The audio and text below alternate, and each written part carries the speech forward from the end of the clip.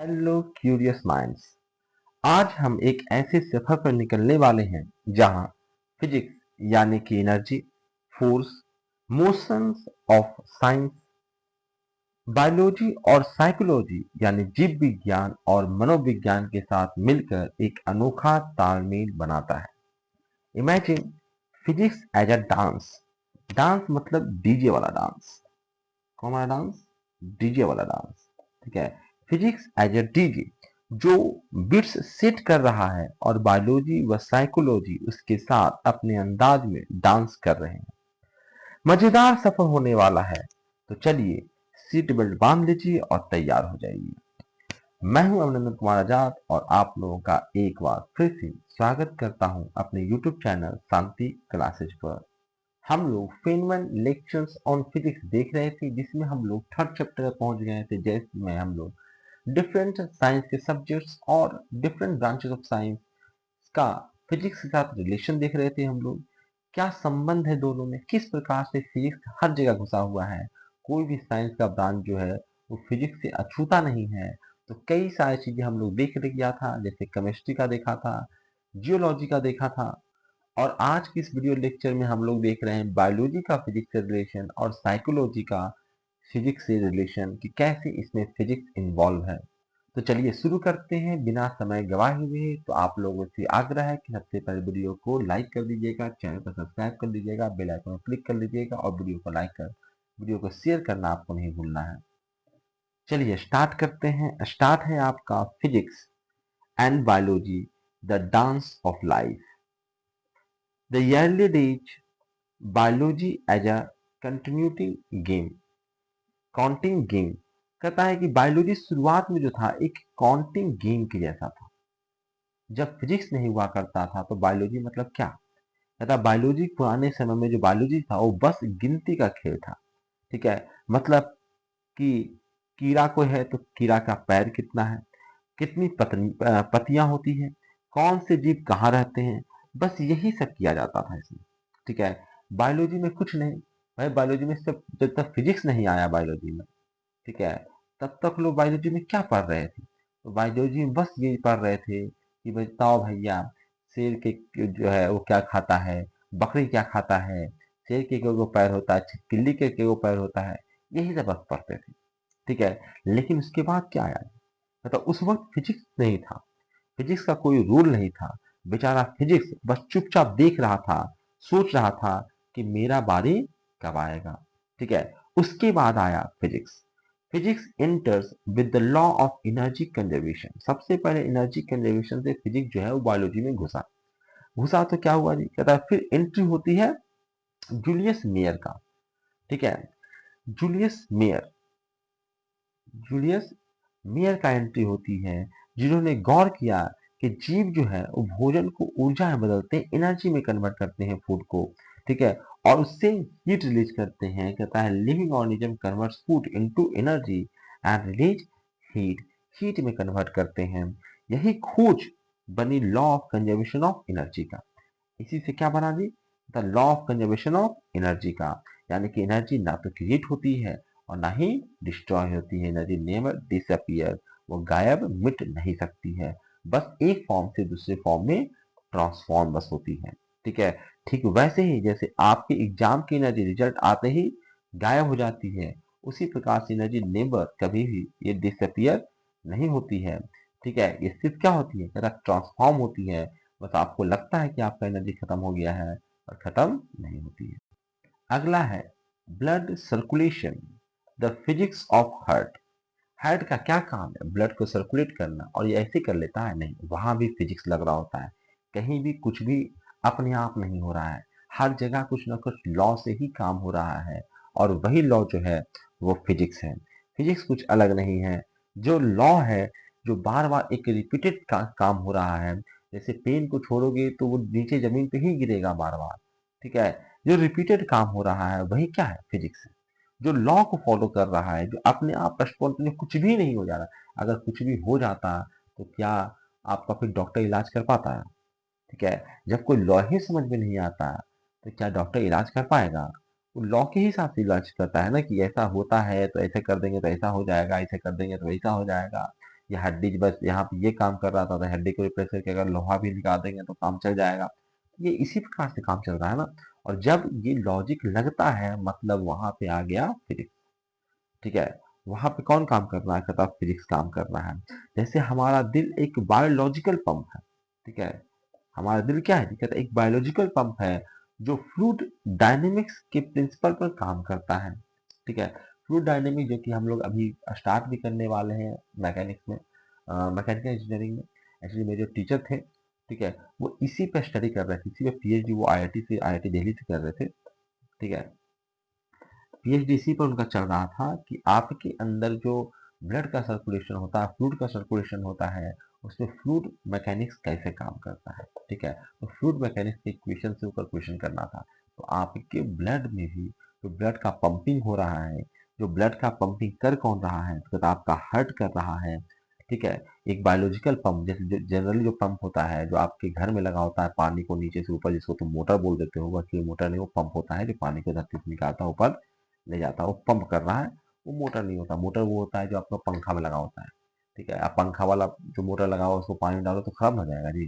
ठीक है, ये पंखा है वो पंप है, दोनों अलग अलग चीज है। ठीक है, ये मोटर है और वो पंप है। तो पंप पंप क्या करता है जी, तो पानी को पंप करता है। ठीक है, तो एनर्जी देता है ताकि वो और ऊपर तक जा सके। एनर्जी है तब ना ऊपर जाएगा। इसको काइनेटिक एनर्जी दोगे तो ना ऊपर एनर्जी गेन कर सकता है ऊपर जाकर। ठीक है, तो कहता उसमें भी फ्लूइड डायनेमिक्स काम करता है। ठीक है, ब्लड को पंप करने में। ठीक है, जस्ट लाइक वाटर हॉर्स। ठीक है, वाटर हॉर्स कहता अगर प्रेशर कम हुआ तो पानी धीमे निकलेगा। दिल भी वैसे ही काम करता है, जैसे मोटर में भी जैसे कि आपका वोल्टेज कमता है तो पानी कम फेंकना शुरू कर देता है। अगर गांव में रहे होगे तो तुमने देखा होगा, इसी प्रकार से काम हुआ, वोल्टेज कमा तो पानी पंप कम देना शुरू कर दिया। ठीक है, ऐसा ही हो रहा है कि अगर प्रेशर कम हुआ तो पानी धीमे निकलेगा। दिल में भी वैसा ही हो रहा है। दिल में क्या हो रहा है जी, दिल में वैसे ही काम कर रहा है, प्रेशर सही रहना चाहिए, तभी आपका दिल काम करेगा, अन्यथा काम नहीं करेगा। ठीक है, अगला क्या है जी, कहता nerves the body electrical system. ठीक है, क्या है, कहता कभी सोचा है कि पैर में कांटा लगने पर आपके दिमाग को कैसे पता लग जाता है कि हमको कांटा लग गया है। कभी सोचा है इस बात को, क्योंकि हमारे नर्व्स बिजली के तार जैसा है। हमारा नर्व्स कैसा है, मतलब बिजली के तार जैसा है आपका नर्व्स। यानी कि यानी कि जो चार्ज आयंस के जरिए क्या होता है कि सिग्नल जो होता है वो ट्रेवल करता हुआ बिल्कुल बिजली की तरह आपके दिमाग तक पहुंचता है। कुछ भी हुआ आपके शरीर में तो वो एकदम बिजली के सिग्नल की तरह तुरंत आपके दिमाग तक पहुंचेगा। यानी कि यहाँ भी क्या लग रहा है, कहता है यहाँ भी सर फिजिक्स ही लग रहा है। ठीक है, यहाँ भी फिजिक्स लग रहा है। आगे अगर हम बात करें ब्रेन्स टू मसल्स। ठीक है, द बायोकेमिकल। ठीक है, bio mechanics of movement, biomechanics of movement पे हम चलते हैं। तो कहता है कि when your mind sends a signal to muscles, कहता है जब आप ऐसा समझो कि जब आप सोचते हो कि चलो उठकर पानी ले लेते हैं, आप बैठे हो पढ़ रहे हो, सोच दिमाग में आया कि चलो उठ के पानी ले लेते हैं, तो सिर्फ उठने में आपको पूरा का पूरा फिजिक्स लगना शुरू हो जाएगा। ठीक है, कहता जैसे आप सोचते हो तो दिमाग जो होता है साइटोक्रोनिन, ठीक है, साइटोक्रोनिन ट्रिगर करता है, यानी कि इसके नाम साइटोक्रोनिन नामक एक केमिकल रिलीज करता है जो मसल को कॉन्ट्रैक्ट कर जाता है। ठीक है, उसको क्या करता है जी, कहता कॉन्ट्रैक्ट कर जाते हैं। ठीक है, इससे क्या होगा, तो यानी कि इसका कहने का मतलब ये है कि यहाँ पे एक पानी लेने के तुम उठते भी हो तो वहां भी फिजिक्स काम कर रहा है। यानी फिजिक्स यहाँ आ जाता है, फोर्स आता है, टॉर्क आता है और एनर्जी का कैलकुलेशन के साथ आता है। यानी सारा चीज यहाँ पे पिक्चर में आ गया है। मतलब उठने में भी मैकेनिक्स काम कर रहा है। ठीक है, ये जो बायो मैकेनिक्स बात किए, यानी कि आपका मैकेनिक्स आ गया, फिजिक्स वाला मैकेनिक्स आ गया, फोर्स टॉर्क ये सब सारा चीज यहाँ पे आ गया है। ठीक है, अगर हम मसल्स की बात करें, muscles the micro Motors of the body. ठीक है, मसल जो है वो कुछ नहीं, माइक्रो मोटर्स है। जैसे मोटर काम करता है ना, उसी प्रकार से आपका मसल भी काम करता है। कहता है कि आपके मसल में एक्टिन और मायोसिन, एक्टिन और मायोसिन नाम का प्रोटीन पाया जाता है। ठीक है, एक्टिन और मायोसिन नाम का प्रोटीन पाया जाता है। और ये प्रोटीन क्या करता है जी, कि दो प्रोटीन ये जो है वो एक दूसरे से इंटरेक्ट करके फोर्स जनरेट करता है। ये दोनों जो है एक दूसरे से इंटरेक्ट करता है और क्या करता है, फोर्स जनरेट करता है। मतलब मतलब क्या हुआ, मतलब बॉडी के अंदर भी माइक्रोस्कोपिक लेवल पर फिजिक्स की एंट्री हो चुकी है। ठीक है, माइक्रोस्कोपिक लेवल पर फिजिक्स ही काम कर रहा है। ये काम कर जाओ। अगला है plants. Plants physics without nerves और मसल्स। कहता है कि सर नर्व्स और मसल नहीं होता तो क्या फिजिक्स इन्वॉल्व नहीं होता बायोलॉजी में? कहता नहीं। जैसे प्लांट्स का देख लो, प्लांट्स में ना तो मसल्स होते हैं ना नर्व्स होता है, लेकिन वहां भी फिजिक्स है।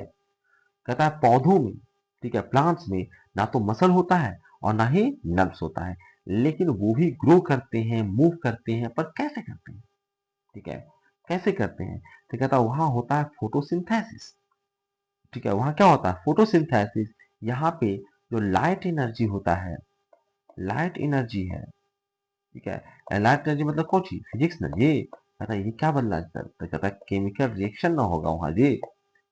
अरे वहां पे केमिकल रिएक्शन ना हो रहा है, फोटोसिंथेसिस में केमिकल रिएक्शन हो रहा है, और उसके बाद बायोलॉजी वाला काम शुरू हो रहा है। ठीक है, यानी केमिकल रिएक्शन हो रहा है, फिर जो तुम यानी जो पढ़ रहे हो प्लांट के बारे में, वो सब फिजिक्स ही घुस रहा है वहां पे। ठीक है, बिना फिजिक्स के कुछ भी नहीं हो सकता है। ठीक है, अगर हम सेल्स की बात करें, सेल्स जो है वो माइक्रोस्कोपिक फैक्ट्रीज है। ठीक है, एक बहुत छोटा सा फैक्ट्री जैसा काम कर रहा है सेल्स। ठीक है, कहता है कि हर सेल, एवरी सेल, हर सेल के अंदर केमिकल रिएक्शन चल रहा है, लगातार हो रहा है। ठीक है, केमिकल रिएक्शन क्या हो रहा है जी, लगातार उसके अंदर केमिकल रिएक्शन हो रहा है, और उसका और इनका एनर्जी बैलेंस जो है वो थर्मोडायनेमिक्स और केमिकल काइनेटिक्स से कंट्रोल हो रहा है। ठीक है, जो एनर्जी बैलेंस है वो थर्मोडायनेमिक्स का जो लॉ है फिजिक्स का, उसी से कंट्रोल हो रहा है। ठीक है, तो यहाँ पे भी फिजिक्स लग रहा है, आपके शरीर के अंदर बायोलॉजी जहाँ पे भी घुस रहा है, तो वहां पे भी फिजिक्स, ऐसा नहीं कि वहां पे फिजिक्स गलत हो गया, फिजिक्स वहां भी लग रहा है। ठीक है, यानी कि आपके सेल के अंदर केमिकल रिएक्शन लगातार जो हो रहा है, उसका भाई केमिकल रिएक्शन होगा तो एनर्जी निकलेगा, एनर्जी आएगा जाएगा। कहता है जो इसका एनर्जी बैलेंस जो हो रहा है वो थर्मोडायनेमिक्स और केमिकल काइनेटिक्स से ही कंट्रोल हो रहा है। मतलब कहने का क्या है, मतलब अगली आपकी हर सेल जो है वो न्यूटन और आइंस्टीन के लॉ को फॉलो कर रहा है। ठीक है, आपका जो एक एक सेल है, आप तो बायोलॉजी की बात ना कर रहे हो, मैं तो कह रहा हूँ एक एक सेल, जो बायोलॉजी का सबसे फंडामेंटल यूनिट है, सेल। मतलब एक एक सेल जो है वो न्यूटन और आइंस्टीन के जो लॉज है उसको फॉलो कर रहा है, तो हल्के में मत लो। ठीक है, वहां पे हर जगह जो है वो फिजिक्स घुस रहा है। अगर एंजाइम की बात करें, एंजाइम जो कि नेचुरल कैटलिस्ट जैसा काम करता है। ठीक है, तो एंजाइम क्या करता है फिर? तो एंजाइम जो है वो केमिकल रिएक्शन को तेज करता है। ठीक है, एंजाइम जो है केमिकल जैसे कैटलिस्ट काम करता है ना, कैटलिस्ट का क्या काम है? कहता है केमिकल रिएक्शन के रेट को फास्ट या स्लो कर देता है। ठीक है, लेकिन वो केमिकल रिएक्शन में पार्टिसिपेट नहीं करता है। ठीक है, यानी ना तो प्रोडक्ट में पार्टिसिपेट करेगा ना रिएक्टेंट में पार्टिसिपेट कर रहा, बस रेट ऑफ रिएक्शन को वो इफेक्ट करता है। उसी प्रकार से एंजाइम्स होते हैं। एंजाइम जो होते हैं वो बायोलॉजिकल में, यानी कि आपके शरीर या जहाँ भी एंजाइम्स हैं, वहाँ पे जो केमिकल रिएक्शन हो रहा है उसको फास्ट कर देगा या फिर स्लो पर डिपेंड करता है। ठीक है, तो केमिकल रिएक्शन को फास्ट करने में मदद करता है, जैसे कि मैच मेकर जो दो मॉलिक्यूल्स को मिलाकर रिएक्शन करवा देता है। ठीक है, जैसे कि कौन है, अतः मैच मेकर है। ठीक है, मैच मेकर जो है वो क्या करता है जी, कहता है दो जो मॉलिक्यूल्स को मिलाकर रिएक्शन करवाने का काम करता है। अगर ये नहीं रहता तो मॉलिक्यूल पास नहीं आते तो आराम से रिएक्शन नहीं करता। तो रिएक्शन इससे एंजाइम्स जो होने से, क्योंकि उसको पास बुलाने के में कामयाब हो गया, इससे क्या हुआ जी, कहता रिएक्शन सर फास्ट हो गया।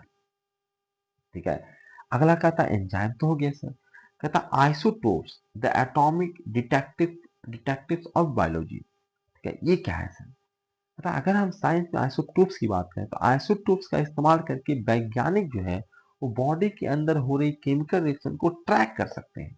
ठीक है, आइसोटोप्स की मदद से, वैसा ही आइसोटोप्स वो लेकर जो अंदर आपका क्या हो रहा है इसको हम बाहर ट्रैक कर सकते हैं।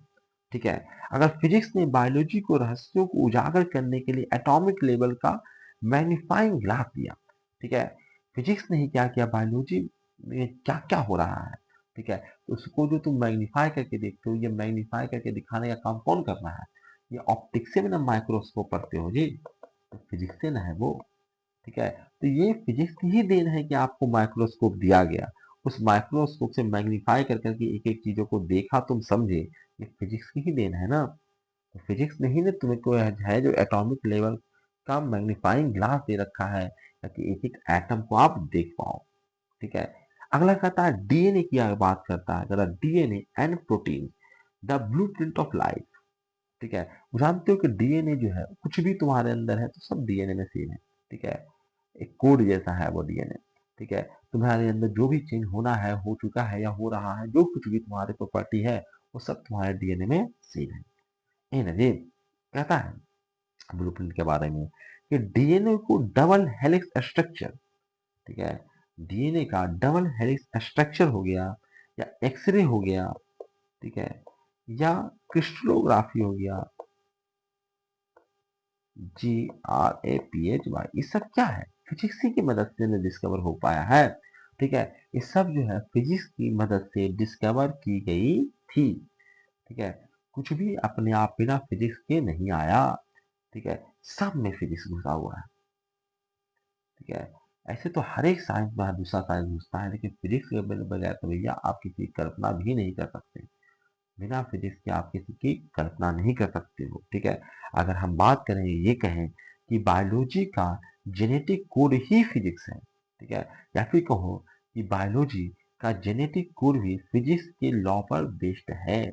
ठीक है, जेनेटिक कोड में डीएनए ना, मतलब डीएनए जो है ये, वो भी जो है वो फिजिक्स के लॉ पर ही बेस्ड है, तो उसको हल्के में फिजिक्स को मत लीजिए।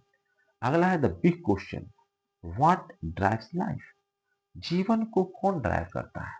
ठीक है, जीवन को क्या फिजिक्स ड्राइव कर रहा है, देखो यही पे लोग कंफ्यूज होते हैं कि सर सब नेचर नेचर करता है तो क्या ईश्वर नहीं है। ठीक है, सब नेचर का नेचर लॉ कर रहा है कि देखो ईश्वर है या नहीं है, मैं ये डिबेट में नहीं पढ़ना चाहता। ईश्वर है तो भी उसको जो लॉ उसने बना रखा है दुनिया को ड्रिवन करने के लिए, चलाने के लिए, वो बैठ के नहीं चला रहा है जी, हर चीज उसने स्पॉन्टेनियसली छोड़ रखा है, जैसे कि सेल्फ मोड में छोड़ रखा है दुनिया को, वो अपने आप चल रहा है लॉ से। उसने कुछ लॉ बना दिया और उस लॉ को फॉलो करने के लिए दे दिया एनर्जी को। एनर्जी उस लॉ को फॉलो कर करके जो कर सकता था वो कर रहा है अपने आप। ठीक है, तो वो उसको मॉनिटर कर सकते हैं, लेकिन हस्तक्षेप नहीं कर सकते, उस लॉ से अपने आप प्रोसेस हो रहा है। तो ईश्वर है कि नहीं है इस चर्चा में नहीं जानते हैं। ठीक है, लेकिन ये जो है वो स्पॉन्टेनियस प्रोसेस चल रहा है। ठीक है, कुछ लॉ से फॉलो होकर चल रहा है। ठीक है, अगर लॉ से चल रहा है तो भैया वहां पे फिजिक्स है। ठीक है, और वो जो लॉ है वही फिजिक्स है। ठीक है, physics is the study of nature and natural laws. ठीक है, फिजिक्स जो है, फिर से मैं बता देता हूँ, physics is the study of nature and natural laws, natural laws. ठीक है, वो नेचर और नेचुरल लॉज क्या ही स्टडी है फिजिक्स। तो जो भी दुनिया में हो रहा है नेचुरल लॉ, कोई कोई ना कोई लॉ को फॉलो करेगा, तो वहां पे फिजिक्स इन्वॉल्व रहेगा। ठीक है, फिर भी लोगों को ये विश्वास नहीं होता है कि सर अगर ऐसा है तो बताइए लाइफ के बारे में। तो देखो, हम अगर नहीं बता पाए इसका मतलब ये नहीं तो वहां पे फिजिक्स नहीं है। बेटा, इतनी डिस्कवरीज के बावजूद भी अभी तक कोई पक्के तौर पर नहीं बता पाया है कि जीवन आखिर चलता कैसे है।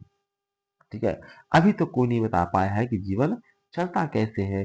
फिजिक्स और बायोलॉजी अभी भी इस रहस्य को सुलझाने में लगा हुआ है, तो परेशान मत होइए, लेकिन ये है कि भैया हम सुलझा लेंगे। अगला है physics and psychology, decoding mind. अब मैं आपके माइंड को डिकोड करना चाहता हूँ, यानी साइकोलॉजी पे चलता हूँ कि आप सोचते कैसे हैं।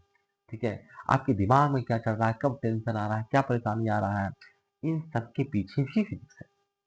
अब ये बात अजीब बात है कि सर हम सोचने में फिजिक्स क्या करना है, हमको जो मन करता है वो सोच लेते हैं। नहीं, ठीक है, आपका दिमाग कुछ अपने मन से नहीं सोच सकता। जैसे कंप्यूटर अपने मन से काम नहीं करता, उसी प्रकार से आपका माइंड भी अपने मन से काम नहीं करता है, उसकी भी फिजिक्स लगती है।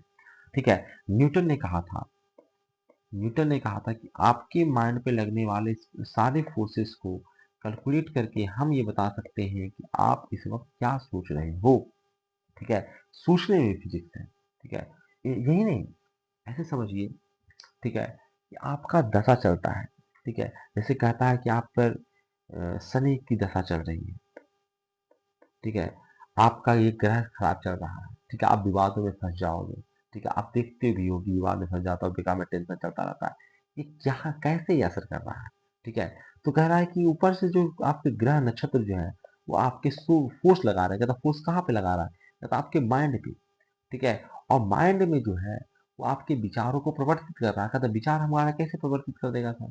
ठीक है, हमको ऐसे ही सोचने के लिए कैसे विवश कर देगा सर। कहता है कि सोचना जिस प्रकार से कंप्यूटर सोचता है उसी प्रकार से आपका माइंड भी सोचता है। ठीक है, कंप्यूटर बस बहता क्या है, इलेक्ट्रिसिटी सोचने के लिए। वही डिसीजन लेता है ना अपना। चल एआई आ गया, एआई अपना ढंग से डिसीजन लेता है ना कि हमें क्या करना है। तो वो डिसीजन कैसे लेता है, कहता है इलेक्ट्रिकल सिग्नल से वो कैलकुलेशन करता है, उस अनुसार से अपना काम करता है। उसी प्रकार से आपका माइंड है। पता माइंड में क्या है, कहता है वहां पे इलेक्ट्रिसिटी की जगह पे ब्लड काम करता है। ब्लड का सर्कुलेशन होता है। ठीक है, आपका माइंड का में जो जो भी ऐसे ऐसे तुम कचरा देखते हो ऐसे ऐसे बना हुआ, उस समय ब्लड सर्कुलेट होता है। ठीक है, और ब्लड अगर ये दिमाग का इस्तेमाल तुम नहीं करोगे, ब्लड से सर्कुलेट नहीं होगा तो वो जाम हो जाएगा। जैसे कान लड़की लोग छिदवाती है तो उसमें अगर कुछ नहीं पहन के रखती है तो वो जाम हो जाता है। उसी प्रकार से आपका माइंड भी पूरा का पूरा जाम बैठा हुआ है। ठीक है, आप माइंड का 10% भी इस्तेमाल नहीं कर रहे हो। ठीक है, कहता बाकी सब माइंड क्यों नहीं इस्तेमाल कर रहा है सर, इसमें ब्लड जा ही नहीं पा रहा है। वो रास्ता तो है, पासेस तो है, पर इसमें जा रहा है, पर इसमें क्या है जी, मतलब मास भर गया है, जाम हो गया है। ठीक है, अब यही जो है ज्यादा सोचोगे, जैसे हम लोग वहां पे कंप्यूटर आपका फास्ट कम काम करता है। ठीक है, मतलब ज्यादा उसको सोचना है, ज्यादा कैलकुलेशन देना है तो आपको उसका मेमोरी बढ़ाना पड़ेगा। ठीक है, आपका प्रोसेसर बढ़ाना पड़ेगा। ठीक है, रैम बढ़ाना पड़ेगा उसका। आते हो ना जी, मतलब यही रैम है, यही मेमोरी को खाली करना है। कहता ये कैसे होगा सर, कहता इसके लिए हमें क्या करना पड़ेगा कि आपका जो जाम हो गया है, तो जैसे ही आप दिमाग पे जोड़ दोगे तो ये ब्लड क्या होगा, ये जाके इसको टिक टिक टिक टिक टक्का मारेगा, क्योंकि हमको ज्यादा जरूरत है मेमोरी का। इससे क्या होगा, ये छेदा जो बंद है वो खुलेगा, इसमें आपको सर दर्द होता है। ठीक है, यानी जो मैथड नहीं पढ़ता, मैथड क्वेश्चन बनाने लगता है तो उसको सर दर्द होने लगता है या माथा दर्द हो रहा है। क्यों हो रहा है, क्योंकि आप ज्यादा माइंड का इस्तेमाल कर रहे हो, उतना मेमोरी आपका खाली नहीं है। ठीक है, यानी इतना माइंड जो है वो जाम पड़ा हुआ है। ठीक है, जैसे जितना ज्यादा आप मैथमेटिकल क्वेश्चन करोगे वो माइंड खाली होगा, उतना फास्ट आपका प्रोसेसिंग काम करेगा। ठीक है, तो मैथमेटिक्स जो आप पढ़ते हो, इतना ज्यादा प्रैक्टिस होती है, इससे माइंड आपका शार्प होता है। ठीक है, इसके अलावा आपको योगा करने के लिए कहा जाता है कि आप इस प्रकार से अगर दिमाग को तेज करना चाहते हो तो इस प्रकार से योगा करो। ठीक है, मतलब ये क्या है सर, मतलब माथा नीचे करो और पैर ऊपर करो। पता है ऐसा क्यों करने के लिए कहते हैं कि 10-10 मिनट डेली करो। डेली क्या, आपको 2 बार करना पड़ेगा, 2 से 3 बार। ठीक है, तब जाके ऐसा करेगा। कहता क्यों सर, क्योंकि ऊपर से ऐसे खड़ा रहते हो तो ब्लड सर्कुलेशन जो है वो माइंड में नहीं हो पाता है। ठीक है, माइंड में सर्कुलेशन नहीं हो पाता है। जैसे आप ऐसे आए तो आपका ब्लड सर्कुलेशन माइंड में गया, माइंड में गया तो आपका ये जो है देखना ऐसे जैसे हो गए तुम्हारा सर दर्द करने लगेगा। क्यों सर दर्द कर रहा है, क्योंकि ब्लड माइंड में जा रहा है। इसको जो है वो ब्लॉकेज है, उसको तोड़ रहा है, वो ब्लड प्रेशर बढ़ा रहा है। ठीक है, तो पानी का जब जाम जाम रहता है, जाम है तो पानी का प्रेशर लगता है ना, तो पानी के प्रेशर से क्या होता है, जाम थोड़ा धीरे धीरे हटता है। ठीक है, उसी प्रकार से आपके माइंड में भी हो रहा है। ठीक है, यही हम यहाँ पे पढ़ रहे हैं, यानी कि फिजिक्स वहाँ भी काम कर रहा है। Physics and psychology decoding the mind. तथा साइकोलॉजी की अगर हम बात करें, ठीक है, साइकोलॉजी की अगर हम बात कर रहे हैं, हमने पहले बताया कि भैया अभी भी हम लोग हम लोग लाइफ के बारे में तो सुलझा नहीं पाए हैं, पर यहाँ पे साइकोलॉजी में हम लोग जो फिजिक्स है वो काफी मदद करता है। Psychology the science of perception and thoughts, science of perception and thoughts. Perception of thoughts का जो साइंस है उसी को हम कहते हैं साइकोलॉजी। ठीक है, पहले साइकोलॉजी सिर्फ एक दर्शन साथ साथ एक फिलॉसफी था, बस लेक्चर लेक्चर चलता था। ठीक है, कोई प्रिडिक्शन नहीं होता था। ठीक है, ऐसे जैसे भगवान के बारे में बस हवा हवाई बातें चलता है ना। ठीक है, फिलॉसफी मतलब क्या, हवा हवाई बातें। तो यहाँ पे नहीं है साइकोलॉजी। शुरुआत में तो साइकोलॉजी भी वैसे ऐसी हवा हवाई वाला पढ़ाई था, लेकिन जैसे फिजिक्स आया कैलकुलेशन बेस्ड हो गया। ठीक है, हर जगह फिजिक्स घूर रहा तो कह रहा है लॉ, चीजें ऐसे नहीं होगी कि हो जाएगा कुछ भी मन करेगा, भगवान का मन ऐसा नहीं होगा। भगवान भी अपने मन का कुछ नहीं कर सकते। मैंने कई बार बताया था आपको कि भगवान अगर कुछ भी कर सकता तो भगवान को बोलो कि आत्महत्या करके दिखा दे हमको। जो एक सिंपल सा इंसान सुसाइड कर सकता है, भगवान को कहो कि सुसाइड कर ले, मर जाए, आत्महत्या कर ले, कर सकते हैं? तो भगवान अपनी मम्मी पापा से पूछना कि अगर भगवान सब कुछ कर सकते हैं तो क्या वो आत्महत्या कर सकते हैं? ठीक है, पूछना है कि अगर भगवान सब कुछ कर सकते हैं तो क्या इतनी ऊंची दीवार बना सकते हैं जिसके दूसरे लोग खुद ही ना फान पाए? अगर नहीं बना सकते इतनी ऊंची दीवार जिसके दूसरे लोग खुद ही ना फान पाए, तो फिर वो भगवान किस काम के? और अगर बना देते हैं जिसके दूसरी तरफ वो खुद ही ना जा पाए, तब फिर भगवान कैसे? ठीक है, जब वो दूसरी पर जा ही नहीं पा रहे हैं तो। ठीक है, तो क्या भगवान ऐसा कर सकते हैं? तो ऐसा नहीं है, सब कुछ भगवान नहीं कर सकते। तो ये सब चर्चा हम लोग फिलोसफी में करेंगे। ठीक है, यहाँ पे साइकोलॉजी कर रहे हैं हम लोग, और साइकोलॉजी जो है वो science of perception and thoughts है। तथा शुरुआत में अगर हम बात करते हैं, जब डिस्कवरी नहीं हुआ था फिजिक्स का, तब ये भी क्या था, ये कहता एक फिलोसफी था, एक दर्शन शास्त्र था। ठीक है, लेकिन आज ये साइंटिफिक फील्ड हो गया है, साइंटिफिक प्रिंसिपल से काम करता है, साइंटिफिक फील्ड हो गया है। तथा फिजिक्स जो है, फिजिक्स जो है वो मदद करता है हमारी परसेप्शन, नेचुरल एक्टिविटीज और कॉग्निशन कॉग्निशन उसमें हमारी मदद करता है। कॉग्निशन माने जी कहता मनोवृत्ति, जो मन का विचार है उसकी बात कर रहे हैं, कॉग्निशन में मदद करता है। ठीक है, सब जगह फिजिक्स इन्वॉल्व है, सब जगह फिजिक्स घुस रहा है। ठीक है, अगला कहता है sensation, how the brain interprets light and sound. Light और साउंड को कैसे हम सेंस करते हैं, कैसे हम हमारा इंटरप्रेट करता है? कहता है light enter the I and bend through the lens. हम जानते हैं पूरा लेंस पढ़ रखा है हम लोगों ने, आई लेंस पढ़ रखा, आंख के बारे में पढ़ रखा है हम लोगों ने। और कहाँ पढ़ा था हमने? फिजिक्स में पढ़ा था। इसका मतलब कि आपका यहाँ पे भी फिजिक्स घुस रहा है। ठीक है, यहाँ पे भी हमारा फिजिक्स घुस रहा है। तो लाइट आंख में जाकर लेंस से बेंड होता है, जो कि प्योर क्या है, कहता प्योर क्लासिकल फिजिक्स है। ठीक है, फिजिक्स का ये प्रॉब्लम है, प्योर फिजिक्स है ये। तो आगे अगर हम साउंड की बात करें, साउंड कैसे सुनते हो, तो आपने ईयर के बारे में भी क्लास 9th में ही पढ़ा होगा। ईयर ड्रम में मारता टक्कर मारता है, वहां वाइब्रेट करता है, वाइब्रेशन क्रिएट होता है, उसको मैग्नीफाई भी करते हैं, सारा फिजिक्स है। कहता साउंड वेव जो है ईयर ड्रम को वाइब्रेट करके इलेक्ट्रिकल सिग्नल में बदलती है, और फिर से क्या है, तो ये भी क्या है, फिजिक्स ही है ना। फिर से ये फिजिक्स ही है। ठीक है, यानी हर जगह फिजिक्स फिजिक्स फिजिक्स ही है। अगला है आपका learning, learning and memory, the brain neural networks.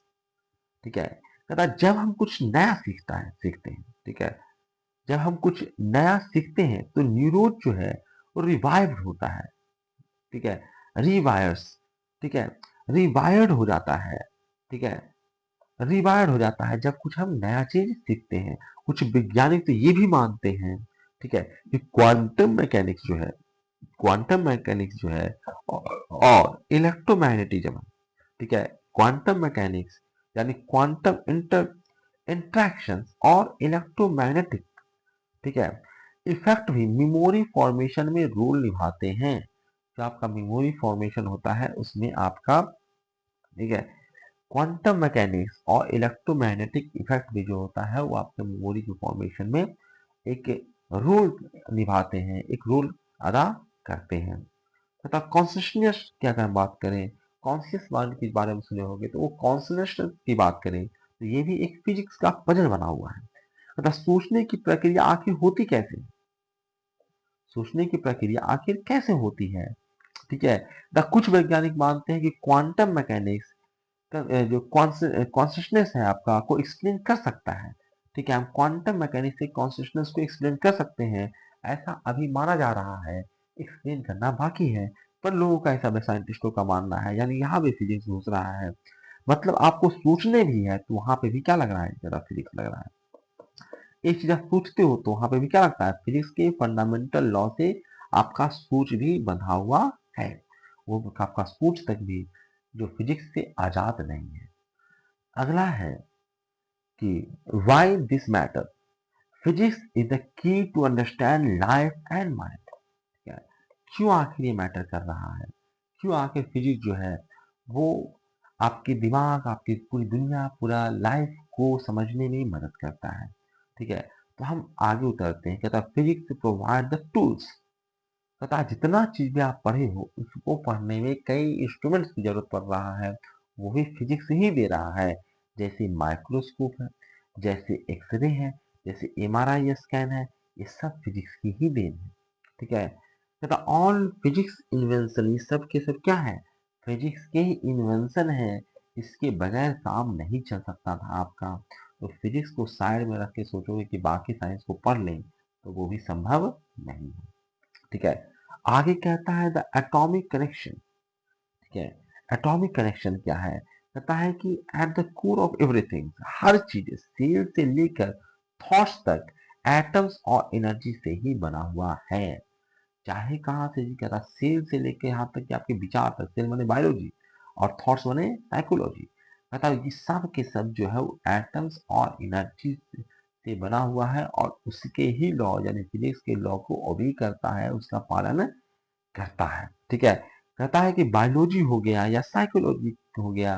ठीक है, डिस्क्राइब द कॉम्प्लेक्सिटी। ठीक है, बायोलॉजी और साइकोलॉजी कॉम्प्लेक्सिटी को एक्सप्लेन करते हैं, लेकिन फिजिक्स इस सब का फाउंडेशन है। Physics provide the foundation. सबका क्या है जी? फाउंडेशन है सबका, सबका फाउंडेशन यही है। अब आखिरी क्या है जी? तो आखिरी है the ultimate question, can physics explain life and thoughts.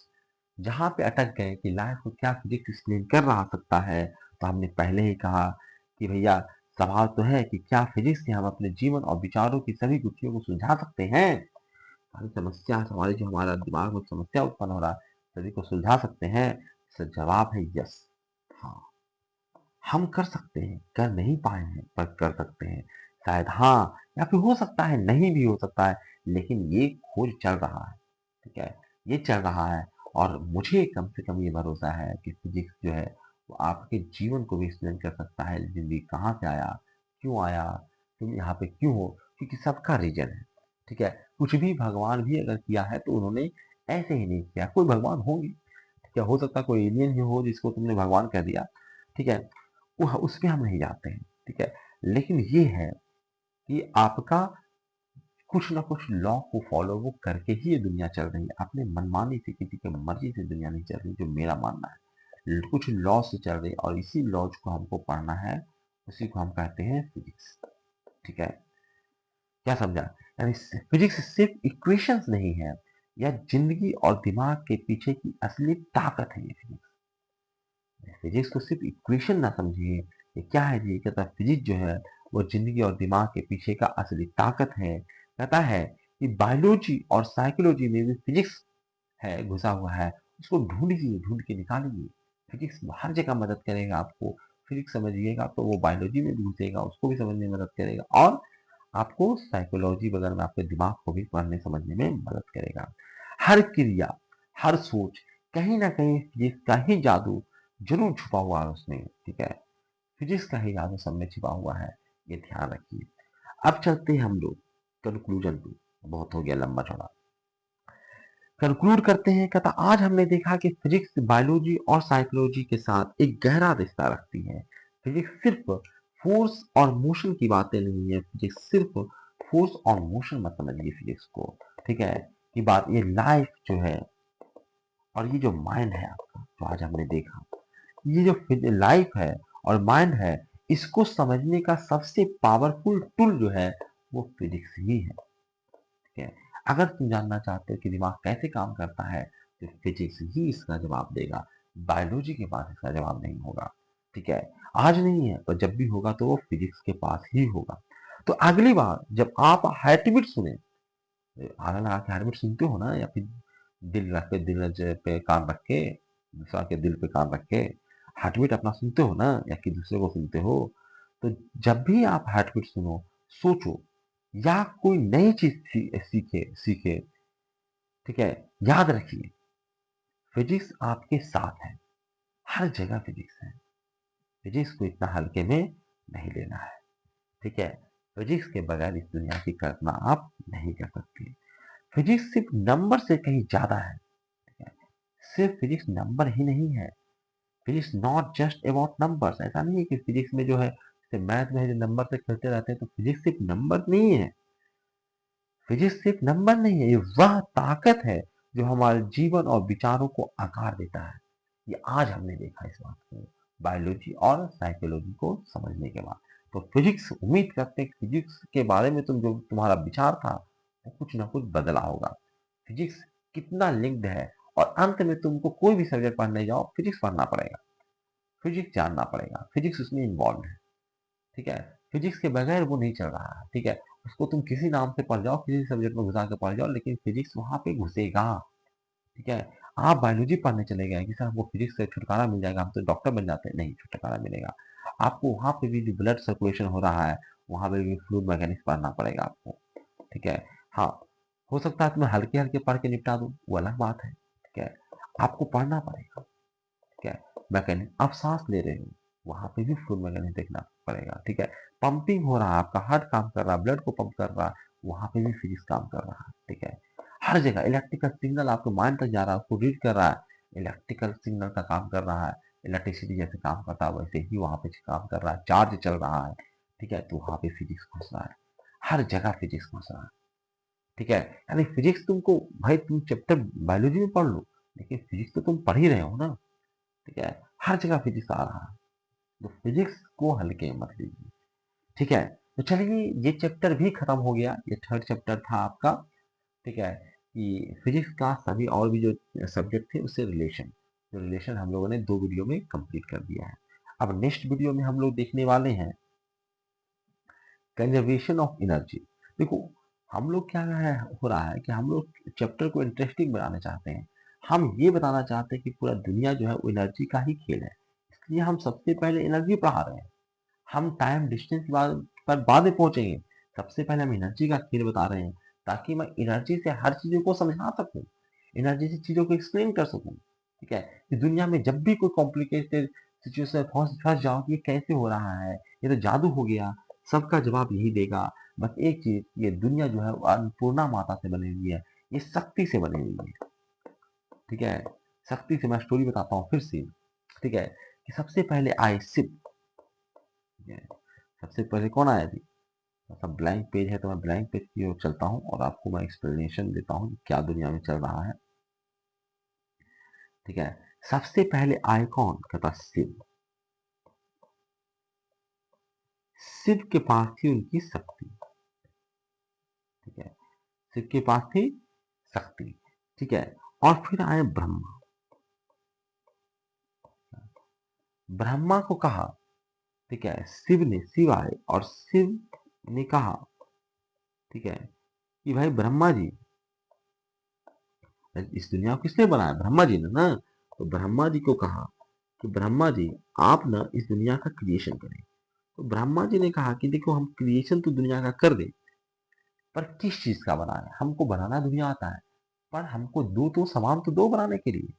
तो शिव जी ने के पास ये दौड़े दौड़े गए और शिव जी से कहा कि देखिए शिव भगवान, बात ये है कि हम दुनिया बना तो दे, हमको बनाना अच्छे से आता है, जैसे टेबल बनाना तो लकड़ी चाहिए, तो हमको मटेरियल तो दीजिए। तो शिव ने कहा कि मेरे पास है शक्ति, हमारे पास क्या है? शक्ति। तो मेरी शक्ति ले जाओ आप, हमारी शक्ति को ले जाओ आप और इससे पूरी दुनिया का क्रिएशन करो। कहता शक्ति मतलब क्या सर? कहता शक्ति के मतलब पावर। शक्ति मतलब क्या? पावर। पावर मतलब क्या सर? एनर्जी बाई टाइम, यानी कि वो पावर डिलीवर कर रहे हैं। फिर क्या दे रहे थे उसे? शक्ति दे रहे थे, पावर दे रहे थे, और इसी पावर यानी कि इसी एनर्जी, बन किससे दुनिया रहा है? इसी एनर्जी से दुनिया बन रहा है। कहता ये बात हम कब से जानते थे? ये स्टोरी, ये मैंने कोई नया स्टोरी बताया नहीं, ये हम दुनिया बहुत पहले जानते थे कि ये दुनिया जो है शक्ति माता से बना हुआ है। ठीक है, सब चीजें शक्ति से बना हुआ है। और आइंस्टीन ने बहुत ज्यादा बाद में जाकर बताया कि जो है वो बताया equal to M C square. Einstein ने बहुत बाद में जाके हमें बताया कि equal to M C square, यानी मास ही एनर्जी है, एनर्जी ही मास है। जबकि हम बहुत पहले से जानते थे कि दुनिया पूरी जो जितनी भी दुनिया की हर चीज है वो बना हुआ किससे है? एनर्जी से। ठीक है, ये एनर्जी का ये फ्लो चल रहा है, कभी इसका एनर्जी उसमें जा रहा है, उसका एनर्जी इसमें जा रहा है, और उसी से जो ये दुनिया है वो चलायमान है। ये दुनिया प्रोसेस में है, ये बर्डन वगैरह हो रहा है, क्योंकि बर्डन होगा एनर्जी का ट्रांसफर होगा। ठीक है, बर्डन क्या है? एनर्जी का ट्रांसफर है ना, है। तो दुनिया में हो क्या रहा है? काम ही ना हो रहा है, और काम ना होगा तो दुनिया क्या बन जाएगा? शिथिल पड़ जाएगा, स्थिर हो जाएगा, दुनिया में कुछ होबे ही नहीं करेगा। ठीक है, तो दुनिया में काम हो रहा है मतलब एनर्जी का ट्रांसफर हो रहा है, और दुनिया पूरा किससे बना हुआ है? एनर्जी से बना हुआ है। ये कॉन्सेप्ट जो है वो पूरे सवालों का जवाब आपको दे देगा। ठीक है, और यही चीजों को हम लोग पढ़ने वाले हैं अगले वीडियो लेक्चर में, एनर्जी वाले वीडियो लेक्चर में। ठीक है। ऐसा मत समझ लेना कि एनर्जी में हम पूरा एनर्जी पढ़ जाएंगे, ठीक है, एनर्जी वाला फॉर्मूला तो सब निकाल लेंगे, नहीं।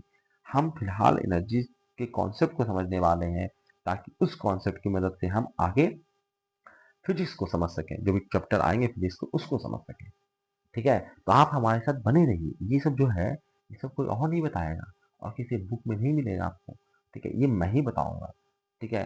तो चैनल को सब्सक्राइब कर लीजिए, और आपके छोटे भाई बहन है ना उसको भी, जो अभी छोटे क्लासेज में हैं, क्योंकि एक बार समझने का देखो, छोटे बच्चों के पास बहुत टाइम होता है, वो फिजूल का टाइम बर्बाद करते रहते हैं, ठीक है। वो एक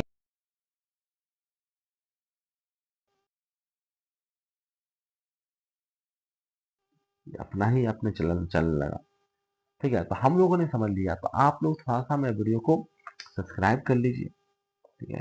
सब्सक्राइब कर लेना है, लाइक कर देना है, ठीक है। वीडियो को लाइक कर दीजिए, सब्सक्राइब कर दीजिए चैनल को, और बेल आइकन को क्लिक कर लीजिएगा, और इसको शेयर करना नहीं भूलिएगा, शेयर करना अधिक से अधिक आपको, मैंने बताया अपने छोटे भाई बहनों के साथ इसको शेयर कीजिए, काफ़ी मददगार उनके लिए होने वाला है। आपको मजाक लगता है, ठीक है, इतनी मेहनत से आपको दे रहे हैं, और इसमें कोई ऐड नहीं आ रहा, कोई पैसा नहीं मिल रहा है, कोई एडवर्टाइजमेंट नहीं चल रहा होगा, ठीक है। आप लोग को दिक्कत होगा, मैंने सारे एडवर्टाइजमेंट हटा दिए, ठीक है। आपके लिए इतना मैं कर रहा हूँ, सारा चीज़ फ्री में डिलीवर कर रहा हूँ, दिन भर मेहनत करता हूँ, उसके बाद रात को आकर, क्योंकि भाई इसका पैसा नहीं मिल रहा, तो इसको हमको ऑफ टाइम में बनाना पड़ता है, ठीक है। भाई पैसा भी तो कमाना है, घर द्वार भी तो चलाना है, तो दिन भर क्लासेज लेता हूँ, लेक्चर लेता हूँ, उसके बाद अपना बिजनेस भी देखना पड़ता है मुझे, स्कूल में मेरा है, कोचिंग भी मेरा है, ठीक है। स्कूल दूसरे स्कूल में पढ़ाना भी जाना पड़ता है, और मेरा अपना बिजनेस ही, फैमिली बिजनेस भी है, सब कुछ को देखना पड़ता है, ठीक है। और उसके बाद आपके लिए पढ़ाना रहा, ठीक है। तो आपके लिए इतना मेहनत कर रहा हूँ, मुझे कुछ नहीं है, मैं इसको बंद भी कर दूँ तो मुझे कुछ लेना देना नहीं है, ठीक है। लेकिन ये सिर्फ इसलिए किया जा रहा है क्योंकि मैंने जो झेला है, ठीक है, मैं जो झेला हूँ वो आप लोग ना झेलें, ठीक है। मुझे पढ़ने का लालसा था, लेकिन मेरे पास सही चीज़ उपलब्ध नहीं था, बस घर में बैठे थे, एक छोटे से गांव में थे, जानने की जिज्ञासा बहुत थी, पर रिसोर्सेज अवेलेबल नहीं थे, ठीक है, पैसा अवेलेबल नहीं था, ठीक है। तो वो कर नहीं पाए, फिर धीरे धीरे अपना पैसा कमा कमा के हम आगे बढ़ते गए, ठीक है। पढ़ने में उस प्रकार का गाँव का एरिया था, ठीक है। तो यहाँ पे टीचर भी हैं जिसको उतना ही नॉलेज है, सही सटीक नॉलेज नहीं है, वो गलत सलत कुछ भी बता रहे हैं, वो अपना कुछ भी कैसे ही पढ़ लिया समझ लिया उसी प्रकार से बता रहे थे, उसी के लिए, ठीक है। मैं चाहता हूँ कि आप तक सटीक नॉलेज पहुँचे और इंटरेस्ट पहुँचे, कि किस प्रकार से सब्जेक्ट में आप रुचि बना सकते हो, कैसे खुद सब्जेक्ट को जान सकते हो, उसके लिए आपको टीचर की जरूरत ना पड़े, इसके लिए मैं मेहनत कर रहा हूँ। आप लोग इसमें थोड़ी मेरी मदद करिए। Thank you very much. इस वीडियो लेक्चर में इतना ही था।